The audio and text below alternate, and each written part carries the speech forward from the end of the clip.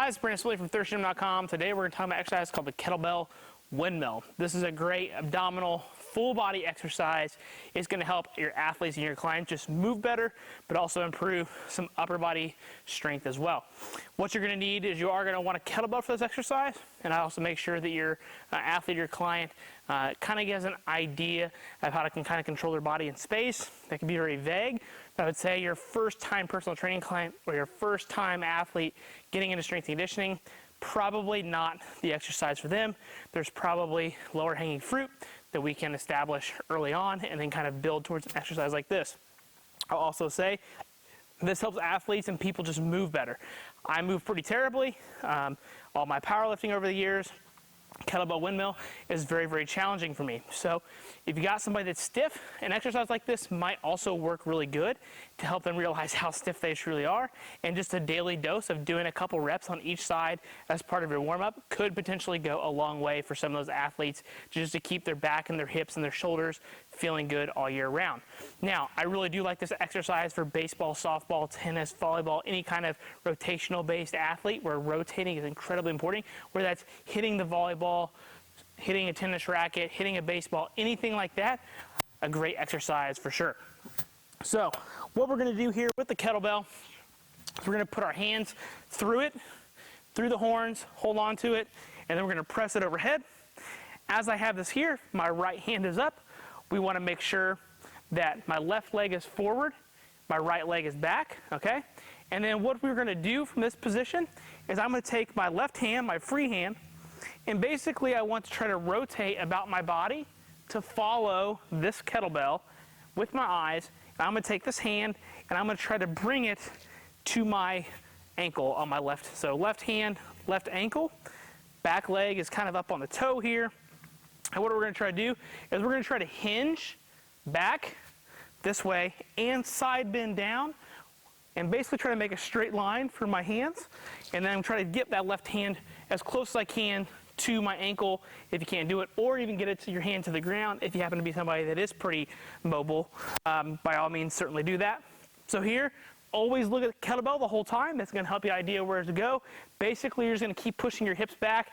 Everything will just kind of go where the kettlebell is going to go, okay? It's not going to go like way over there. But if you don't look at it, it might start falling down, and then it's going to come basically how much can you hold in your shoulder rather than trying to keep everything stacked, okay? So reach good and tall, up on that toe, left foot's flat. I'm just going to look at the kettlebell, push my hips back. That's as far as I can go. Rotate down, push my hips back, all the way down. Feel a lot of obliques, QL on the left side. And then we're going to do the other side, just to get some demonstration purposes on a really, really bad side here. So left leg on my toe, right foot's flat. I'm going to look at the kettlebell, push my hips back, and then reach through. Reach down.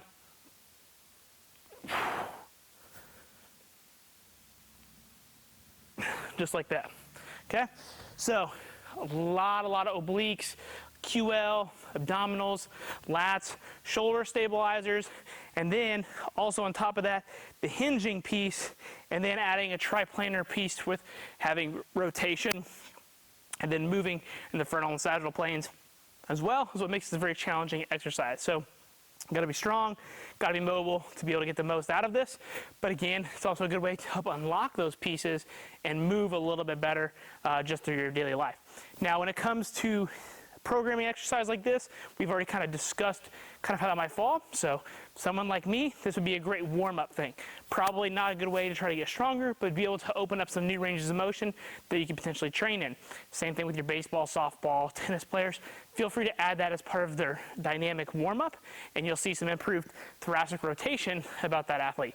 You also could put it in as part of the abdominal piece training for the day, which is where we like to put it for a lot of our athletes, honestly, because we work on the T-spine rotation other places.